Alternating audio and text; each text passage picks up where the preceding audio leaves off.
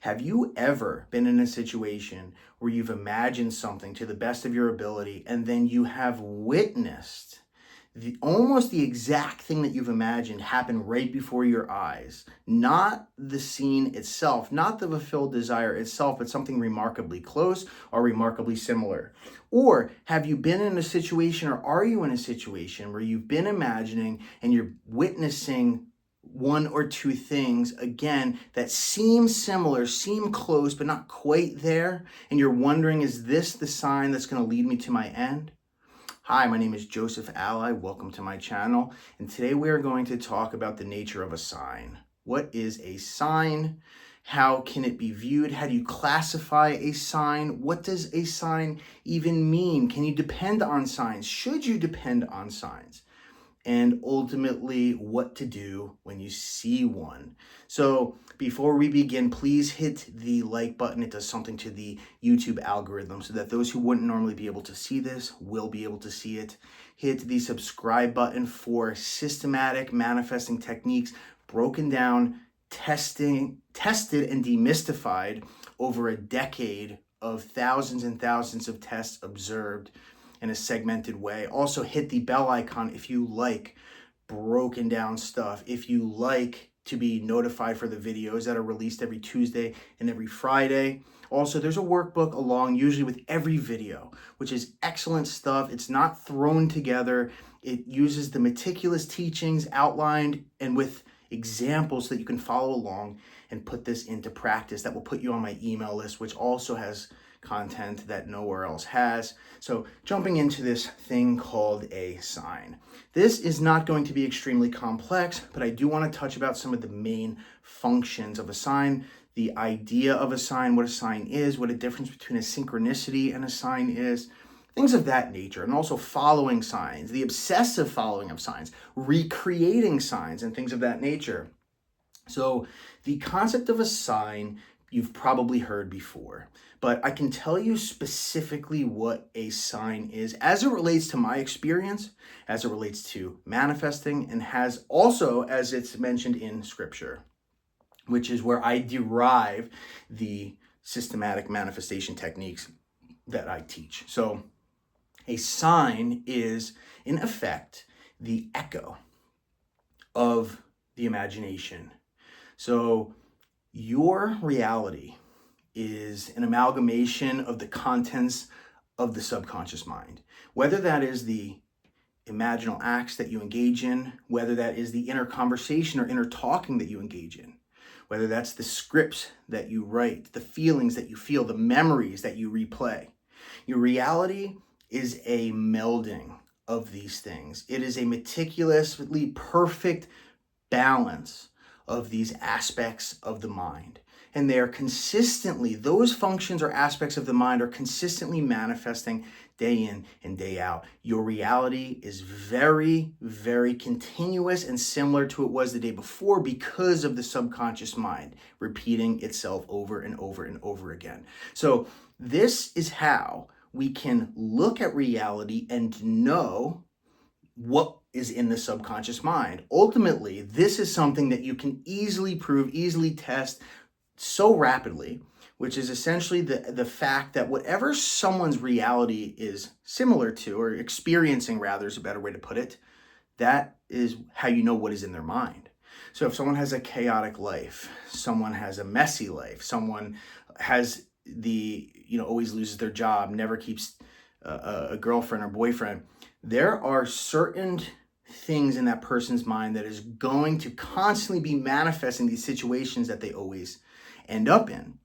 Now, we use this now to figure out how to manifest our reality. So beautifully, what we can do is saturate the mind with something deliberately and witness the effect it has on reality. Now, there are things called states of consciousness, which I will talk about. This is a common and popular concept referred to by Neville Goddard. And essentially what that is, it's a state of being, a state of consciousness, but it is an eternal thing. It is a psychological thing that exists beyond the three-dimensional world. It exists within awareness or God. In the verse, it says, "In my Father's house are many mansions." This is referring to the states of consciousness within God, the infinite dimensions. Now, when we switch a state, which means when we enter into the state of our desire, which means when we imagine that we have what we want, we enter into that state temporarily. Once we enter into that state temporarily, if we can saturate our mind with it, meaning if we can fill our mind with the experience of it, the emotion of it, the fulfillment of it, it will make an impression. Then, the same way as our reality is already shaped continuously by our subconscious, your reality will begin to shift and change to essentially be affected by that impression that you have made. So a sign is when you imagine, reality will shift temporarily to show to you what is about to come permanently or what is about to make a grand entrance. So how do you know what is a sign and what isn't? So what I have found through observation of writing down my manifestations, writing down my signs, writing down my synchronicities in my manifestation journal, which is a practice that I've engaged in since 2011, 2012, is that after imagining something very, very effectively, I will experience a shift in reality. And that shift will be something like these 3 criteria. It will be something similar to that which I have imagined. It will be not the thing that I have imagined exactly, which means that would be me receiving my manifestation, right? And it will be out of the ordinary. These are the 3 components. These are the 3 aspects that I have found that are meticulous, accurate. These are the common denominators between every sign that I have seen. Now, what does it mean when we witness a sign? Now, it says in scripture that if we see 2 signs, our manifestation is surely to come. Now, in my experience, this is true in the majority of cases. The only cases this is not 100% guaranteed, not to say that it's false, but that it's not guaranteed that you can't decipher, is if you imagine a load of different things whereby you cannot decipher if it is a sign or if it is a sign to what. For example, the beautiful thing about imagining the end and only the end is that it becomes not only the answer to manifesting, meaning the middle doesn't work, right? The replicating faculty of awareness guarantees that if we imagine after the end, meaning we imagine a perspective from the point of view of a person who has become a millionaire, who has become a successful entrepreneur, who has become a married man or woman. If you imagine and engage in that imaginal act from that point of view of that person who already has what you want, then a bridge of incidents will unfold. You will be forced and compelled, and also the rest of the world will be too, to fulfill that manifestation so that you can experience the thing that you've imagined.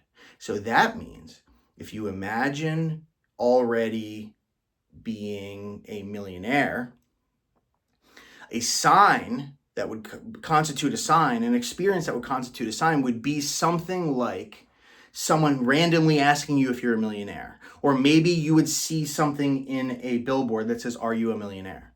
Something that is out of the ordinary, something similar to what you've imagined, but not the end itself, meaning you don't suddenly instantaneously become a millionaire. So, therefore, the way that we know, though, is because we know what I've imagined. So if I, though, have imagined a million different things, I've imagined being a millionaire, I've imagined being a billionaire, I've imagined just other people that are millionaires, I've read books about being millionaire, I have watched TV shows about a bunch of millionaires. Now I don't know if what I'm witnessing is an impression from my imaginal act or if it is an echo from one of those experiences that I have seen.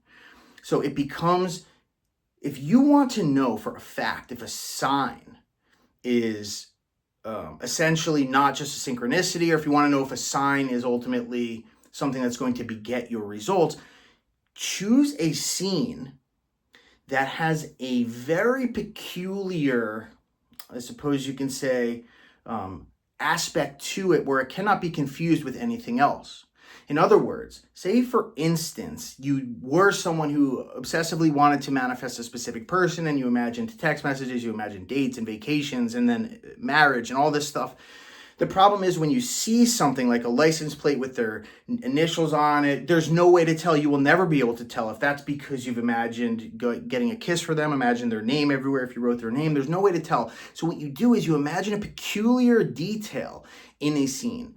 Say, for example, in the scene, what you do is you imagine that your honeymoon is in, I don't know, some random country like, my gosh, I couldn't even think of it. Say like Sierra Leone or something like this.